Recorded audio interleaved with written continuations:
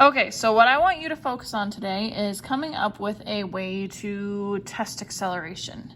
Gravity is probably going to be the main thing that you're looking at, but it's a matter of how are you using gravity. So, this will count as a grade. You're going to work in groups to do the lab. I will let you know as far as whether it's going to be individually done or group done. But what you're going to do is you're going to design a lab that measures acceleration of an object. You decide how you're going to set that up. You're going to write a lab procedure, follow the lab procedure, determine your acceleration value. So I'm going to have you go ahead and collect distance and time data in tables, kind of like we did with the previous activity. You're going to create graphs of the data in Desmos. With that worksheet that we did, where we took the information and put it in Desmos so that we could get our graph, and it was a quadratic in that case.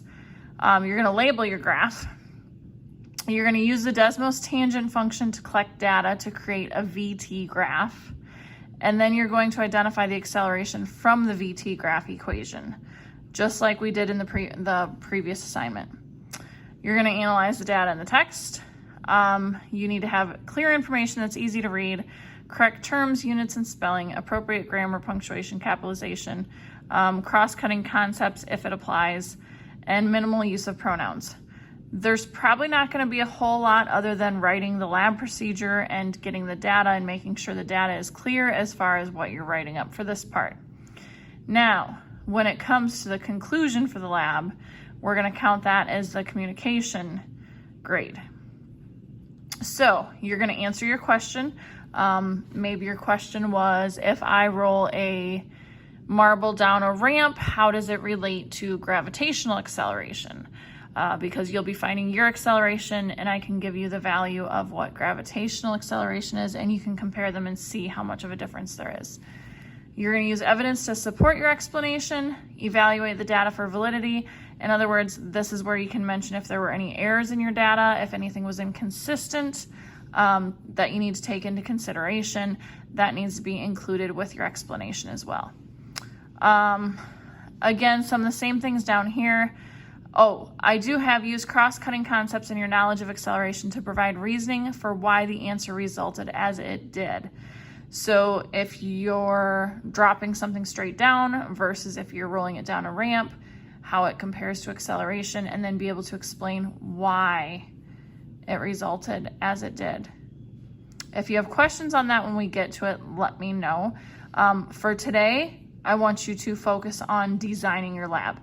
Now, at the bottom of the rubric, I do have some basic ideas of materials that you can use.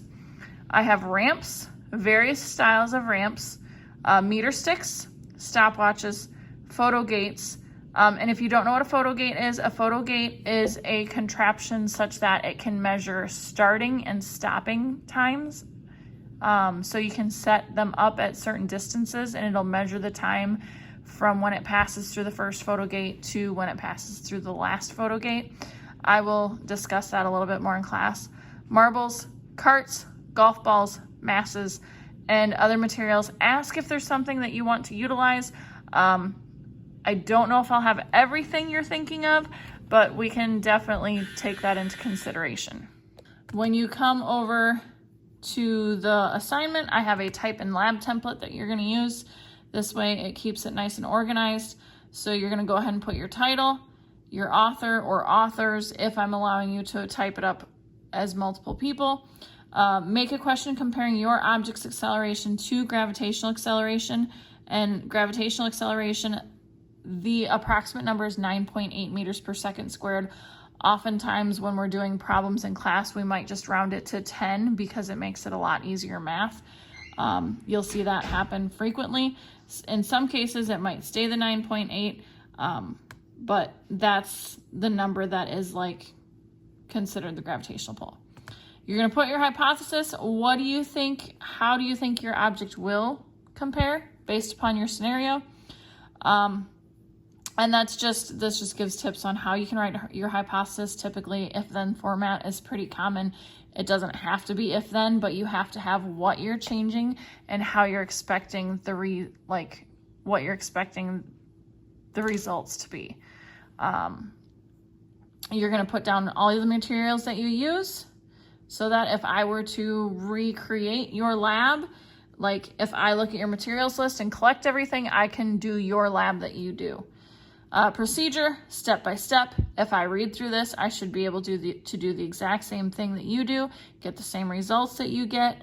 And then the results, you're going to insert the table with the data that you chose to collect. Make sure that you do at least 3 trials for each measurement and find an average. That way we get the most accurate information. It really depends upon how you're setting up your experiment too, because you might, if you're only doing one main measurement, you might need to do 10 trials just to get it as accurate as you can.